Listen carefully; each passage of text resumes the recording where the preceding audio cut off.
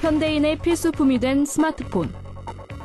전화와 문자는 물론 인터넷 검색이나 게임을 하고 사진도 찍습니다. 너무나 친숙한 이 스마트폰에 우리는 많은 개인정보를 담아두고 있습니다. 그렇다면 이 정보들은 과연 안전하게 보관되고 있는 걸까?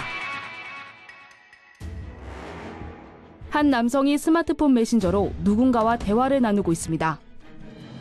비밀스런 내용이 오간 뒤 대화가 끝나자 메시지를 삭제합니다. 이 스마트폰을 가져가 노트북에 연결한 뒤 프로그램을 실행했습니다. 그러자 사라진 줄 알았던 메시지가 순식간에 복원돼 그대로 드러납니다. 지금 출력된 부분은 메신저의 대화 내역이고요. 그중에서 이 쓰레기통 모양이랑 주황색으로 표시된 부분이 삭제된 대화 내역입니다.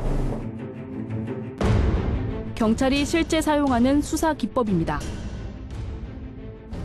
스마트폰이나 PC 등 각종 저장 매체와 인터넷상에 있는 디지털 데이터를 분석해 디지털 증거로 만드는 기법, 디지털 포렌식입니다. 삭제되거나 어떤 파괴된 시스템을 갖다가 정보는 삭제된 건 복구하고 파괴된 시스템은 그 원인을 살펴가지고 그 원인을 알아내가지고 역으로 복구하고 하는 그런 전 과정을 갖다 우리가 디지털 포렌식이라고 합니다. 디지털 포렌식은 1990년대 미국에서 시작됐습니다. 컴퓨터 데이터 분석에서 출발해 디지털 기기나 저장 매체의 발전에 따라 그 영역을 넓혀왔습니다. 우리나라의 경우 2000년대부터 디지털 포렌식을 사용하기 시작했는데 본격적으로 발전한 것은 2011년 형사소송법 개정 이후부터입니다. 기존에는 디지털 증거가 법정에서 유효하기 위해서는 해당 데이터가 기록된 저장 매체가 있어야 했습니다. 하지만 개정 이후에는 해당 데이터를 출력하거나 복제해도 증거로 인정하도록 했습니다. 온라인상에서 수집한 디지털 증거마저도 법적인 증거로 받아들여진 겁니다. 최근 사회적인 이슈가 됐던 김영식 전 서울시 의원의 살인교사 사건이 대표적인 사례로 꼽힙니다. 직접적인 증거를 찾지 못하자 김 전 의원과 중국 동포와의 카카오톡 메시지를 분석해 혐의를 입증할 수 있었습니다.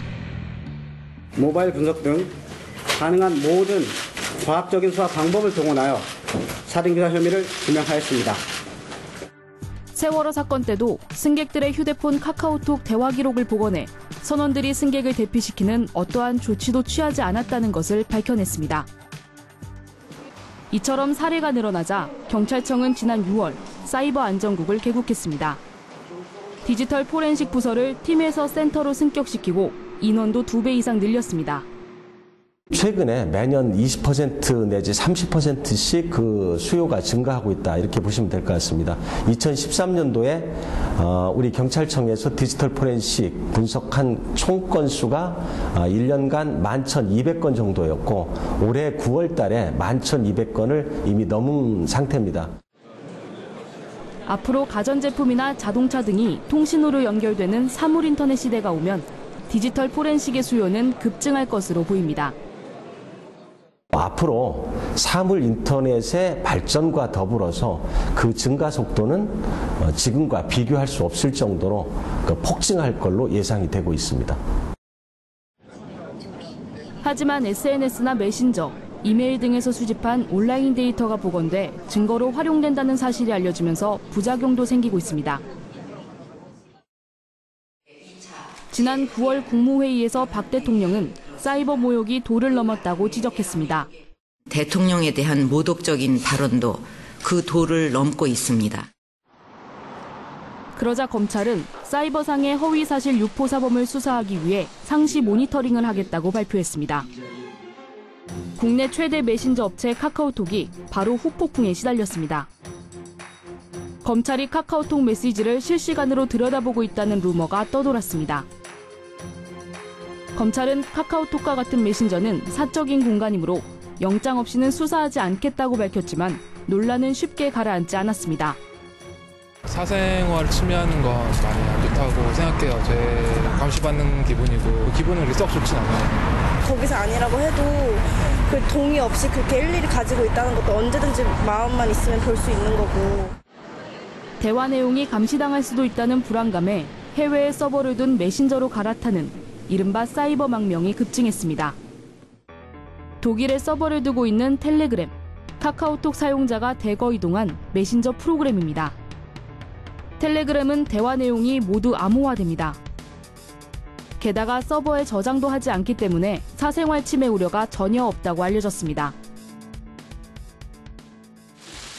카카오톡 이탈 사용자가 수십만 명을 넘어서자 비상이 걸린 다음 카카오. 결국 대표이사가 나서 어떠한 경우에도 법보다 사생활을 우선시하겠다고 밝혔습니다. 감청영장에 대해 10월 7일부터 집행에 응하지 않고 있으며 향후에도 응하지 않을 계획임을 이 자리를 빌려 밝힙니다. 전문가들은 다음 카카오의 초기 대응에 문제가 많았다고 지적합니다. 개인 사생활 침해에 대한 사용자들의 정서를 읽지 못해 수많은 사용자들을 잃고 서비스에 대한 불신을 자초했다는 겁니다. 포털 기업이 어떤 수위에서 대응하냐에 따라 우리의 프라이버시가 지켜지기도 하고 깨지기도 하는 겁니다. 근데 지금 다음 카카오의 입장에서는 그런 수준의 대응이 없어요. 미국은 우리보다 훨씬 심각한 상황을 겪었습니다. 바로 스노든 사건입니다. 지난해 6월 미 국가안보국 NSA에서 근무한 에드워드 스노든의 메가톤급 폭로가 전 세계를 강타했습니다. NSA가 휴대전화를 감청하고 이메일을 해킹하는 등 무차별적으로 개인정보를 수집하고 있다는 겁니다. 충격적인 것은 미국과 오랜 우방이었던 다른 나라 정상도 그 대상이었다는 점입니다. 앙겔라 메르켈 독일 총리로 NSA가 10년 동안 감청을 해왔는데 오바마 대통령에게는 그 사실이 보고되지 않은 것으로 드러났습니다. NSA가 도감청의 근거로 삼은 것은 애국법으로 불리는 215조. NSA 측은 대화 내용 감청이 아닌 통화 기록만 수집하고 있다고 해명했습니다. So what you've got is a record of all phone calls made within the United States or between the United States and overseas. It's given to the National Security Agency on a daily basis by the telecom providers. 하지만 미 국민들은 이 같은 해명을 믿지 않았습니다. 결국 여론이 악화되자 올해 1월 오바마 대통령은 215조의 근본부터 수정한다는 NSA 개혁안을 발표했습니다. The United States is not spying on ordinary people who don't threaten our national security. 지금은 어디에서나 쉽게 찾을 수 있는 CCTV. 범죄 현장에서 수사관들이 가장 먼저 확인하는 가장 중요한 증거가 됐습니다. 하지만 CCTV도 처음 설치될 때는 사생활 침해에 대한 우려의 목소리가 높았습니다. 전문가들은 디지털 포렌식도 CCTV와 비슷한 진통을 겪는 것으로 보고 있습니다. 뭐가 좋은 게 있으면 그 나쁜 면이 있죠, 그 이면에. 왜냐하면 스마트폰으로 말하면 지금 구석기 시대거든요. 오는 2020년이면 전 세계 250억 개 이상의 사물이 인터넷으로 연결되는 사물 인터넷 시대가 열립니다.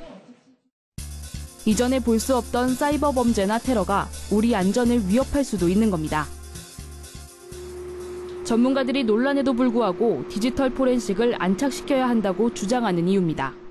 디지털 포렌식 어떤 능력이 강화돼야 되는데 그런 것에 맞게 결국은 법제도라든지 기술 개발 이런 것이 우리나라는 아직 부족한 게 많이 있기 때문에 앞으로 이에 대해서 국가적인 어떤 노력을 많이 해야 된다고 생각합니다.